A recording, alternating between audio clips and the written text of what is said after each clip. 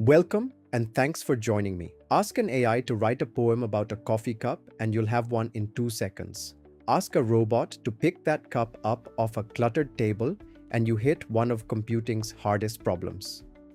Here's the strange part. The first job is solved. Everything ever written about cups is on the internet, and a model can learn it all. The second isn't. Nobody wrote down how heavy that cup is or what happens when your grip is off by a millimeter. That knowledge lives in the world, not in text. Closing that gap is what physical AI does. It gives a machine a loop that never stops turning. It starts with sensing. Cameras, microphones, radar, and sensors for motion, pressure, and heat take in the world as it is. Then understanding, not just what things are, but where they sit and how they behave when something pushes them. Then reasoning, given the goal and the scene, what should happen next. Then acting. A motor turns, a valve closes, and the loop restarts on a world you just changed. So, how is this different from the AI you already use? Generative models learn from internet text and images. They're fluent, and they have no idea a cup falls when you let go. Physical AI adds space and physical behavior and learns from different material. The signals coming off real machines and real places. The output differs too. Generative AI gives you a paragraph you can regenerate. Physical AI gives an outcome you can't take back. The inputs are far wider than a prompt. Cameras and microphones, yes, but also radar, vibration, temperature, pressure, and motion. Most of it already exists. Factories, vehicles, and buildings are covered in sensors, and almost none of it gets looked at.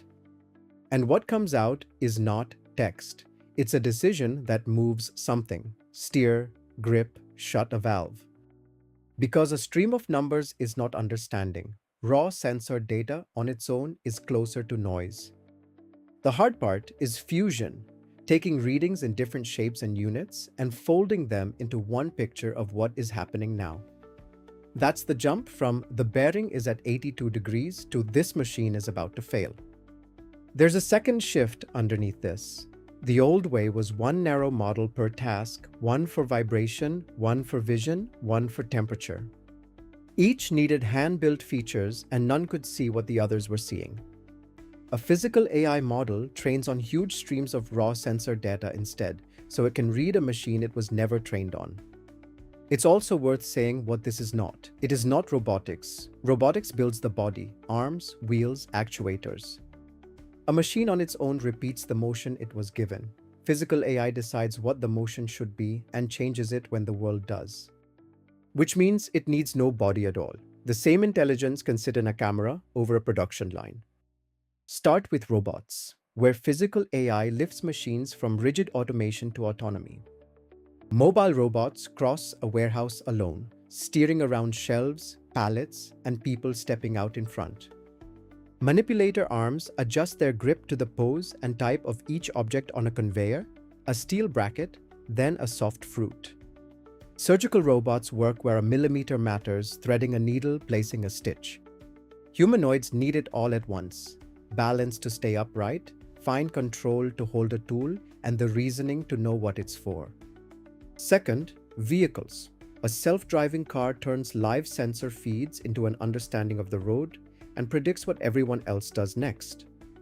It improves by rehearsing in simulation, spotting pedestrians, judging a lane change, handling weather it meets once a year.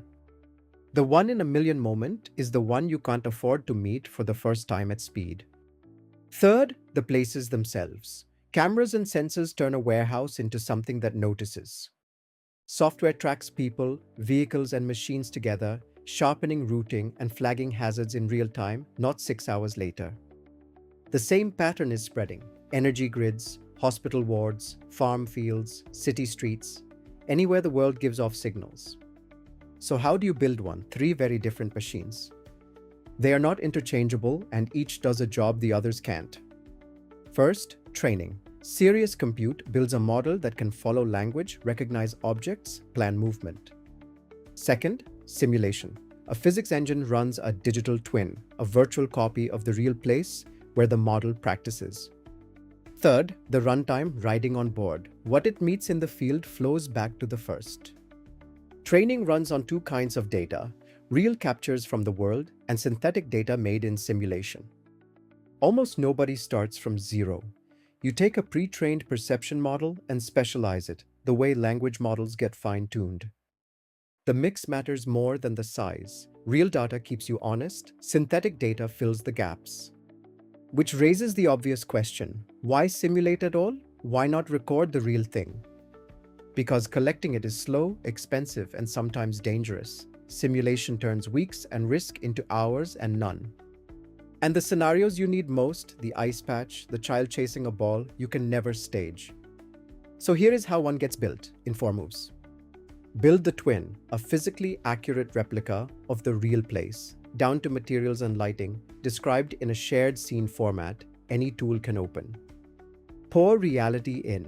Neural reconstruction rebuilds real sensor recordings as scenes you can walk back through. Add the machines. Drop in robots and virtual sensors, then simulate properly, bodies colliding, light bouncing as light really does. Then multiply it, randomize the layout, objects and weather, and let world models augment, curate, and label the results. One scenario becomes hundreds.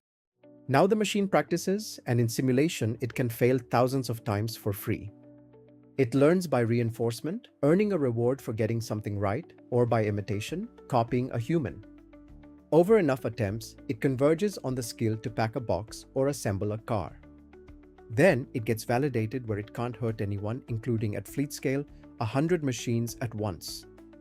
Then it ships, and the third machine takes over, the computer riding on board. The model is compressed to run on that hardware, sensing, reasoning, planning, and acting in milliseconds.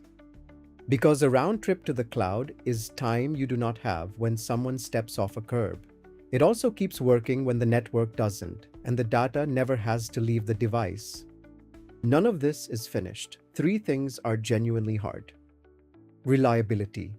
A chatbot wrong once in 1,000 tries is annoying. A machine wrong once in 1,000 tries is a safety incident. Rules and privacy. Testing, approval, and liability are still being written, and a building full of sensors raises questions about who is watching. And the world itself. Weather, where, and human behavior keep producing situations nobody trained for. That's the shape of it. 4 things worth keeping. Physical AI senses, reasons, and acts in the real world instead of talking about it. It runs on signals, not just words and pixels, and fusing them is the hard part. Simulation supplies the experience reality cannot hand you safely. And it lives on 3 machines: 1 to train, 1 to simulate, 1 on board. For decades, we adapted ourselves to machines, learning their buttons and screens. Physical AI turns that around. The machines are learning our world. Thanks for watching.